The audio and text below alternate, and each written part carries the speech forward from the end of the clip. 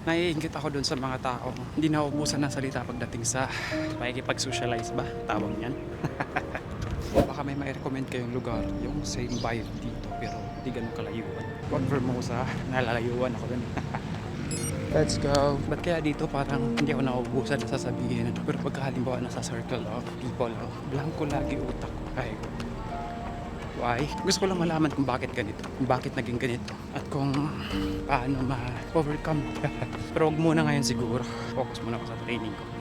Nahihiya lang ako directly sabihin dun sa mga gustong sumabay or pinapasabay ako na yun nga, hindi ako sanay. Sorry mga ma'am and sir.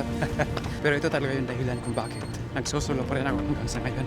Alam ko naman ang dahilan kung bakit naging ganito si Kuya Gwen. Hindi ko lang talaga alam kung paano or kung ano yung way para makalabas sa ngayon ng iyak.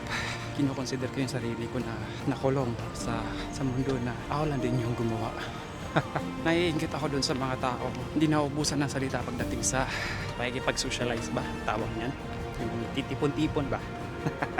Tingnan nyo, pati yung mga basic na call out lang ng buhay is hindi ko alam. Bihira. Well, gaya ng mga like kong sinasabi sa sarili ko na okay lang yan. That way, medyo papakalma ng kaunti.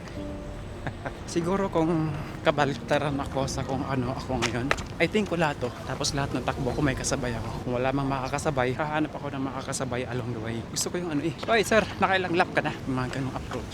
And then, pwede sumabay? Kuya Win nga pala. Pa-practice lang.